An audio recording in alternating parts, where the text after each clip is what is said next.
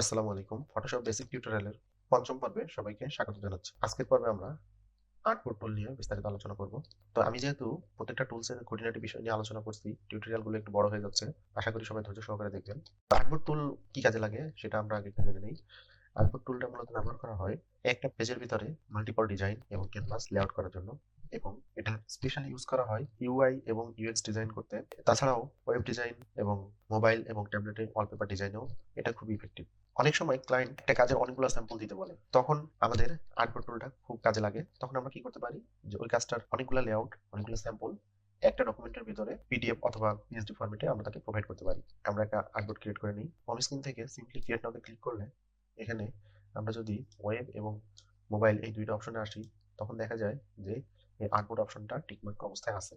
But অন্য কোনো অপশনে যদি আমরা যাই, তাহলে দেখা যায় আর্টবোর্ড অপশনটা টিকমার্ক অবস্থায় নেই। তো এখান থেকে আমরা যদি একটা ডিফল্ট সাইজের ডকুমেন্ট ওপেন করতে চাই, দেখুন এখানে একটা আর্টবোর্ড ক্রিয়েট হয়ে গেছে।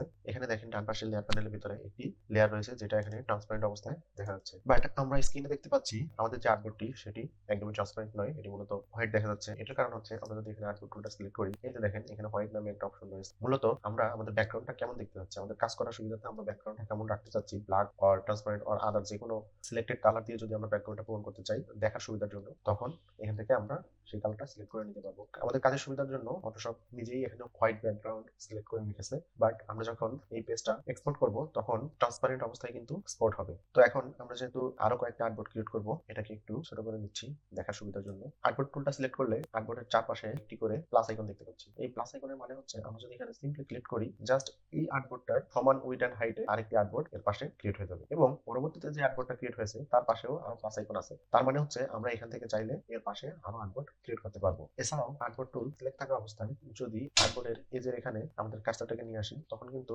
কার্সারের কালারটা চেঞ্জ হয়ে যাচ্ছে। এমন অবস্থায় যদি আমরা অল্টার প্রেস করে রেখে এটাকে ড্রাগ করি, তাহলে সেম উইডথ এন্ড হাইটের আরেকটি আর্টবোর্ড এখানে ক্রিয়েট হয়ে যাচ্ছে। তো আমরা যদি এখন আর্টবোর্ডে কিছু ডিজাইন করি,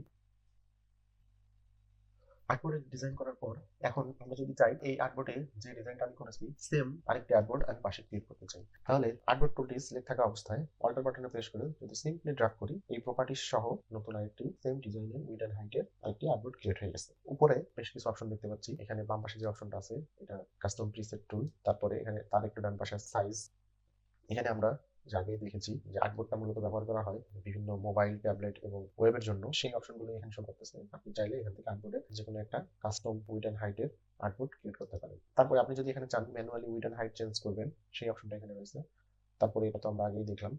তারপর এখানে যে অপশনটা আমরা দেখতে পাচ্ছি, আপনি কি আর্টবোর্ডটাকে পোর্ট্রেট মোডে দেখতে চান নাকি ল্যান্ডস্কেপ মোডে দেখতে চান, তার অপশনটা। যেমন ধরুন এখন আমাদের আমাদের এই আর্টবোর্ড গুলো এখন ল্যান্ডস্কেপ মোডে আছে। তো আমি যদি সিম্পলি এই আইকনটায় ক্লিক করি, যে আউটপুটটা সিলেক্ট আছে ওই আউটপুটটা পোর্ট্রেট মোডে হয়ে যাবে। দেখেন এই আউটপুটটা পোর্ট্রেট মোডে চলে গেছে। এখন এই আউটপুটটা সিলেক্ট আছে, এই আউটপুটটা সিলেক্ট থাকা অবস্থায় যদি আমি এই আইকনটা ক্লিক করি, তাহলে এটা আবার ল্যান্ডস্কেপ মোডে ফিরে আসবে। এখানে ডান পাশে আমরা আরেকটা আইকন দেখতে পাচ্ছি, যেটা আর্টবোর্ড টুলের মতোই মাঝখানে একটি প্লাস আইকন। তো এই আইকনটা যদি আমরা ক্লিক করি এবং আমাদের কার্সারটার দিকে যদি আমরা খেয়াল করি, দেখেন আর্টবোর্ড টুলের পাশে প্লাস আরেকটা আইকন দেখা যাচ্ছে। এখন যদি আমি সিম্পলি এটাতে ক্লিক করে ড্র্যাগ করি, তাহলে সেম উইডথ এন্ড হাইটের আরেকটি আর্টবোর্ড এখানে ক্রিয়েট হয়ে যাচ্ছে। ডান পাশে যে অপশনটা রয়েছে সেটা ক্লিক করলে আমরা দেখতে পাই কিভাবে লেফট, রাইট এবং হরিজন্টাল অ্যালাইন করতে হয় এবং ডিস্ট্রিবিউট করতে হয়, সেই অপশনগুলো এর দেখাচ্ছে। তো আমি এগুলো নতুন করে আর দেখিয়ে ভিডিওটি দীর্ঘায়িত করতে চাচ্ছি না। যারা আগে ভিডিওটি দেখেননি, কাইন্ডলি ওই ভিডিওটা দেখে আসবেন, তাহলে এটার বিষয়ে ক্লিয়ার হয়ে যাবে। তারপর ডান পাশে আছে সেটিং, এটা অ্যাডভান্স অপশন, এটা আমরা পরবর্তীতে দেখবো ইনশাআল্লাহ। তো এখন আমরা আর্টবোর্ডের ফাইলের এক্সপোর্টটা দেখে আসি। আমরা কয়েকভাবেই ফাইলটাকে এক্সপোর্ট করতে পারি। আর্টবোর্ড ফাইলকে এক্সপোর্ট করার জন্য বেশ কয়েকটি অপশন রয়েছে, চলুন আমরা দেখে আসি। সিম্পলি ফাইল অপশনে গিয়ে যদি আমরা এক্সপোর্টে ক্লিক করি, তাহলে এখান থেকে নিচের দিকে গিয়ে দেখেন আর্টবোর্ড টু ফাইল অথবা আর্টবোর্ড টু পিডিএফ, আমি কোন অপশনে আর্টবোর্ড ফাইলটাকে সেভ করতে চাচ্ছি সেই অপশনটাই এখানে দেখাচ্ছে। যে কোনো একটা সিলেক্ট করে এখানে যদি ক্লিক করি, ডেস্টিনেশনটা ব্রাউজ করতে বলতেছে। আমি আমার ডেস্কটপে ডেস্টিনেশনটা সিলেক্ট করে ওকে করে দিলাম। দেন আমি যদি পিএসডি আকারে এখান থেকে সেভ করতে চাই বা পিএনজি, জেপিজি অপশনে সেভ করতে চাই, এই অপশনটা এখানে দেখাচ্ছে। এখানে এক্সপোর্ট অপশনে ক্লিক করলে দেখেন আরো কিছু অপশন দেখা যাচ্ছে। এগুলো আপনার প্রয়োজন মতো কাস্টমাইজ করে নিয়ে রান অপশনে ক্লিক করলেই আপনার আর্টবোর্ড গুলো এক্সপোর্ট হতে শুরু করবে। দেখেন এখানে একটা পপআপ এসেছে যে artboard file was successfully save, okay করে দিলাম।